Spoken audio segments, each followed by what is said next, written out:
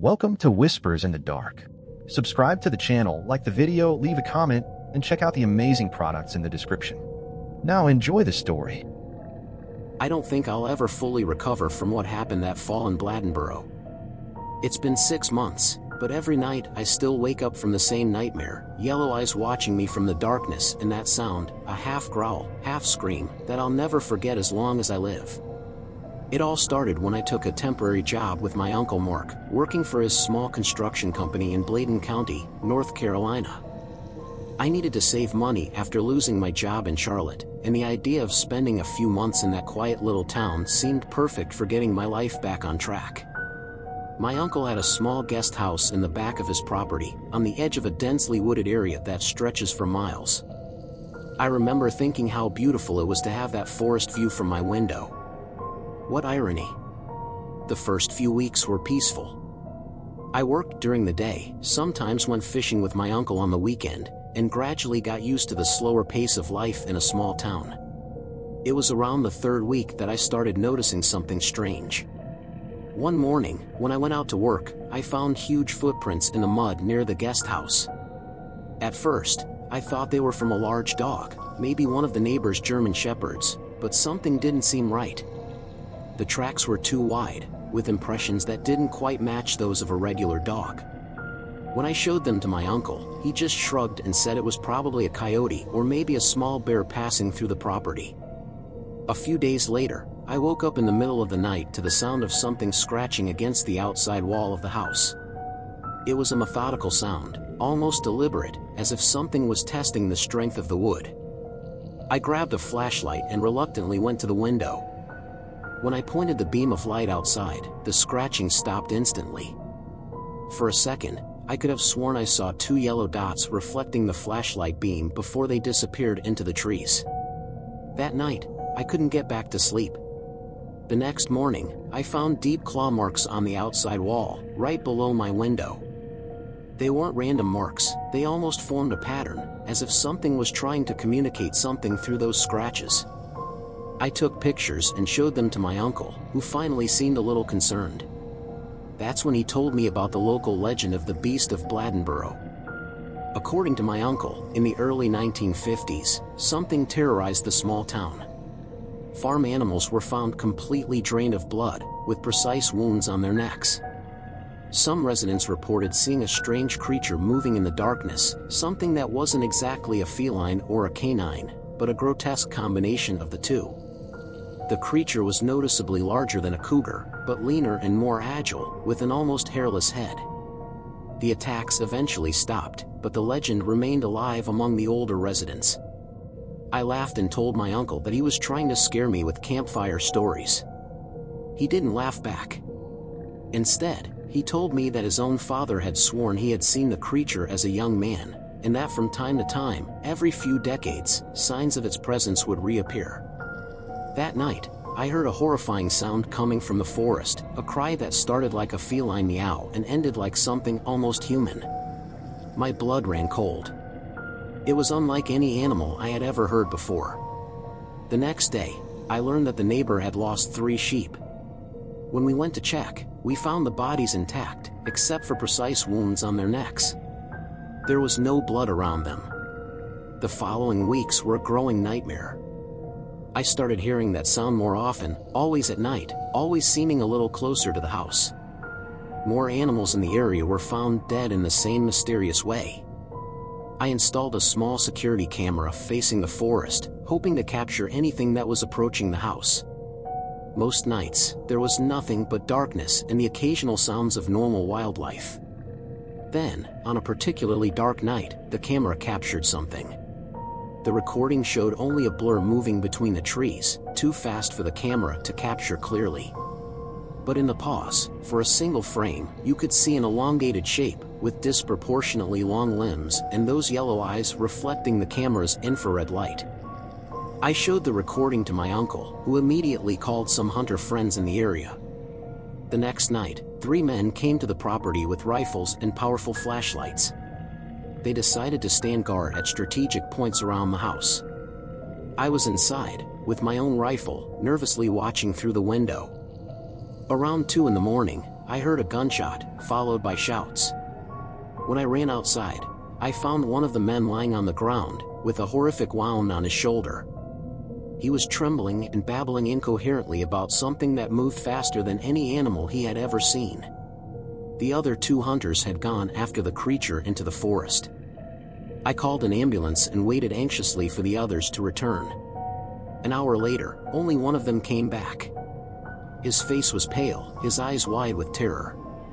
He said they had cornered something between some trees, something that looked like a cougar, but bigger and with the wrong shape.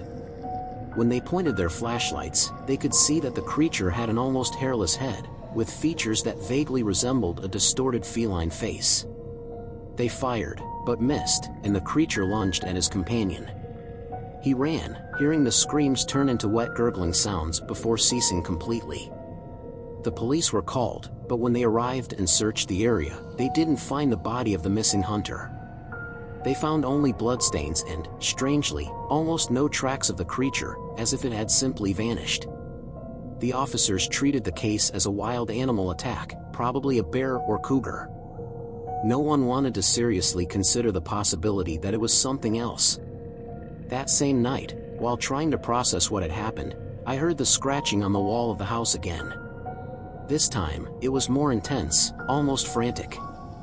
I realized with horror that the creature seemed to be trying to get in. I grabbed my rifle and leaned against the opposite wall, pointing at the window. The scratching continued for several agonizing minutes before stopping abruptly. Then I heard a sound coming from the roof. Light but definite footsteps, moving methodically above me. The creature was looking for an entrance. My heart leaped when I realized there was a small skylight in the bathroom. I ran there and locked the door, but I knew that wouldn't stop something capable of tearing through a man's skin. The sounds on the roof stopped for a moment. I held my breath, straining my ears for any noise. Then, with a deafening crack, the skylight shattered. Something huge and agile dropped into the bathroom, smashing the door open like paper. In the dim moonlight coming through the broken skylight, I finally saw the beast of Bladenboro in all its horrifying reality. It was like a large feline, the size of an adult cougar, but with all the wrong proportions. Its legs were too long, ending in huge paws with curved claws that looked almost like fingers. Its skin was dark gray, with even darker spots, and it looked stretched too tight over its bony frame. But the worst part was its face, a nearly hairless face, with features that looked like a grotesque mix of cat and dog, but with something vaguely humanoid too. Its yellow eyes glowed with a malevolent intelligence that no animal should possess. I fired the rifle out of pure instinct. The creature howled, a sound that started like a feline scream and ended in something almost human, and recoiled. I ran out the front door, ignoring the fact that I was only wearing pajama pants and barefoot. I ran across the property towards the main house where my uncle lived. Adrenaline propelled me as I heard the creature recover and start to chase me. That was the worst part. During that desperate run of about 100 yards, I realized that the creature was toying with me. It was fast, incredibly fast. It could have caught me in seconds if it wanted to. Instead, I felt its presence right behind me, almost feeling its breath on my neck, only to see it vanish into the shadows when I turned around. It was hunting me, savoring my terror. When I finally reached my uncle's house and banged on the door frantically, the creature had disappeared into the darkness. My uncle opened the door with a shotgun in his hand, clearly having heard the gunshot and my shouts. I stumbled inside, almost collapsing from exhaustion and fear. When I told him what I had seen, his face paled. He locked all the doors and windows, and we spent the rest of the night on watch, guns in hand. The next morning, we cautiously returned to the guest house.